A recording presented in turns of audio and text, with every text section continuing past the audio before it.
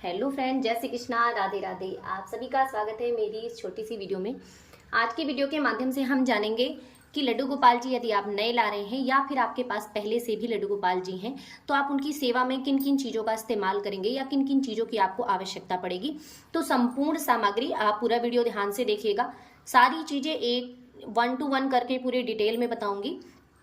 तो सबसे पहले लड्डू गोपाल जी की सेवा के लिए सबसे पहले चाहिए लड्डू गोपाल जी। यदि आप लड्डू गोपाल जी नए ला रहे हैं तो सबसे पहले आप लड्डू गोपाल जी का एक विग्रह जरूर ले आएं। एक प्यारा सा विग्रह, जो भी आप लाना चाहें, आप छोटा लाएं, बड़ा लाएं, जो भी आपकी इच्छा हो, आप अपनी इच्छा अनुसार लड्डू गोपाल जी के विग्रह को ला सकते हैं। इसके बाद उनकी बांसुरी, बांसुरी के बगैर तो वो बिल्कुल नहीं रहती। तो सबसे पहला काम बांसुरी, बांसुरी बहुत जरूरी होती है लड्डू गोपाल जी की। ये देखिए, इस तरह से आप चाहें तो उनकी चांदी की बांसुरी बना सकते हैं या फिर मार्केट में इस तरह की बांसुरी भी अवेलेबल है।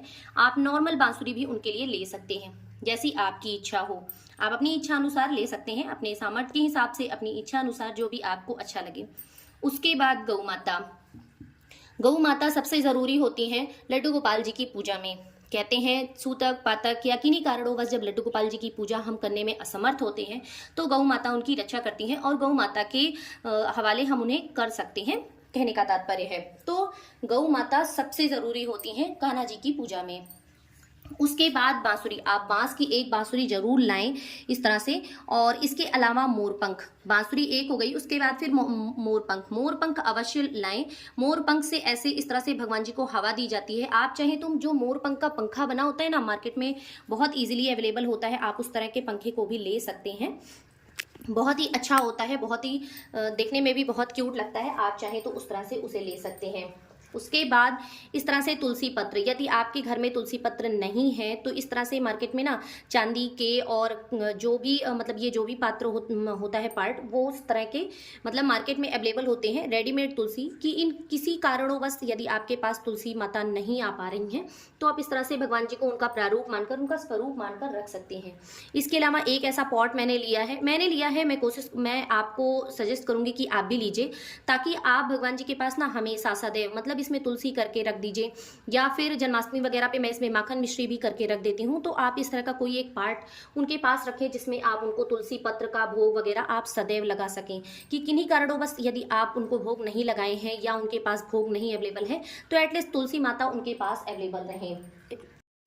उसके बाद उनके वस्त्र, तो आप कोशिश करें कि 2 वस्त्र तो जरूर लाएं। देखिए, अगर आप नए ला रहे हैं तो कम से कम 2 वस्त्र तो जरूर लाएं, क्योंकि आज एक पहनाएंगे फिर नेक्स्ट डे आप एक पहनाएंगे तो एक धुलेंगे, तो इसलिए 2 वस्त्र तो आप जरूर लाएं। इसके अलावा आप चाहें तो वस्त्र बना सकते हैं। ये देखिए, जो लड्डू गोपाल जी मेरे पहने हैं ये घर के ही बने हुए वस्त्र हैं। आप चाहें तो इस तरह से घर पे बना सकते हैं या फिर आप चाहें तो मार्केट से ला सकते हैं, जैसी आपकी सुविधा हो। बट हाँ, ड्रेस उनकी जरूर रखें, क्योंकि उन्हें पर डे स्नान कराना रहता है और पर डे उनके ड्रेस चेंज करनी रहती है, तो उस अकॉर्डिंग 2 वस्त्र तो आपको कंपलसरी है।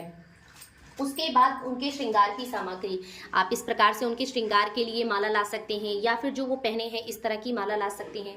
उनके लिए प्यारे प्यारे मुकुट वगैरह ला सकते हैं। ये देखिए, सर पे लगाने के लिए उनके मुकुट वगैरह आप ला सकते हैं। और भी तरह तरह के मुकुट वगैरह सब मार्केट में अवेलेबल है, आप कोई भी मुकुट वगैरह मार्केट से ले सकते हैं। बहुत ही प्यारी प्यारी चीज़ें अवेलेबल होती हैं।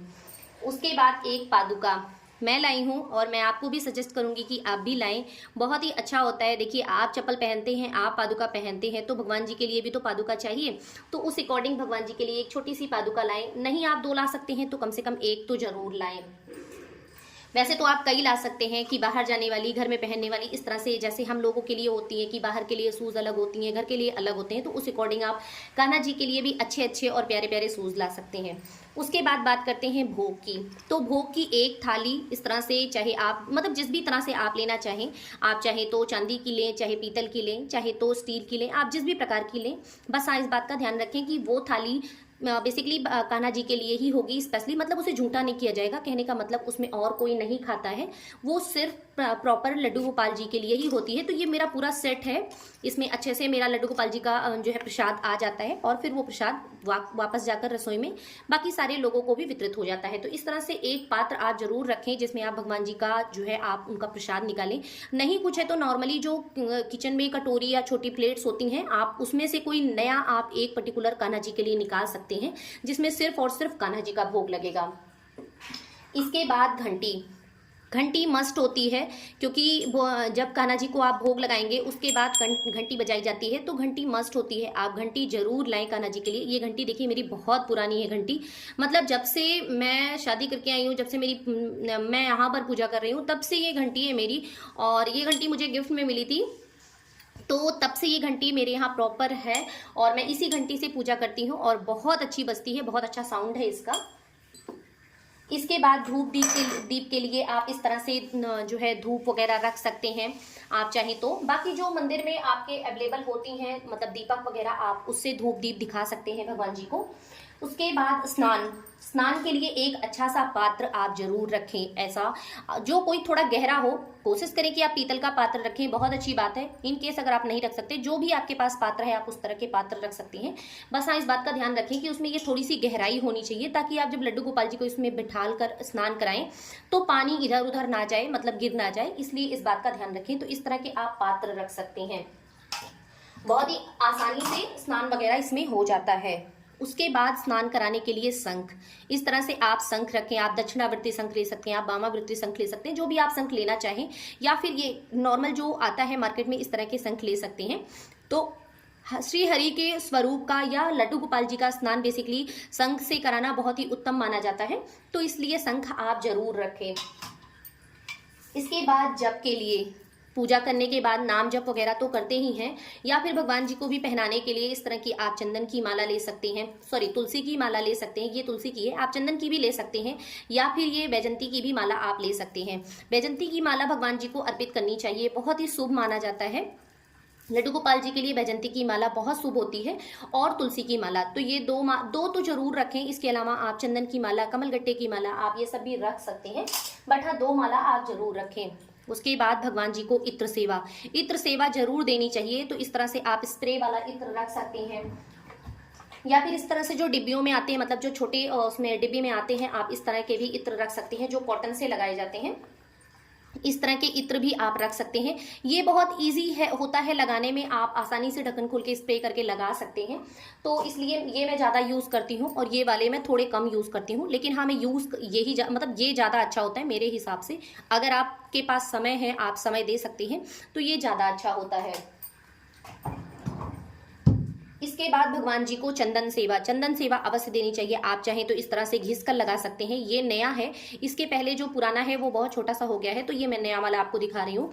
तो आप चंदन सेवा इस तरह से आप घिस कर लगा सकते हैं, या फिर जो मार्केट में अवेलेबल होती हैं ऑलरेडी बने हुए चंदन, जो सूखे चंदन या गीले चंदन आते हैं इस तरह से मार्केट में होते हैं, अष्टगंध चंदन इस टाइप के, आप वो चंदन ले सकते हैं। इसके बाद भगवान जी को स्नान कराने के बाद पोंछने के लिए एक पात्र, तो ये देखिए ये मेरा यूज़ किया हुआ है, मतलब जो मैं पर्टिकुलर कान्हा जी के लिए ही यूज़ करती हूँ, तो ये रोज यूज़ होता है मेरे यहाँ, इसलिए मैं इसको दिखा रही हूँ। आप कोई भी एक नया जो है वस्त्र भगवान जी को पोंछने के लिए आप रख सकते हैं। आप चाहे तो कोई हैंकी रख लें, कोई रुमाल रख लें, या फिर कोई भी नया कपड़ा, और नया कपड़ा कहने का मतलब वो यूज़ ना किया गया हो, इस तरह से कोई भी नया कपड़ा आप भगवान जी के लिए रख सकते हैं। उसके बाद लल्ला के लिए एक आसनी बहुत जरूरी होती है। आप उनको किस पर विराजमान करेंगे इस बात का भी ध्यान रखें।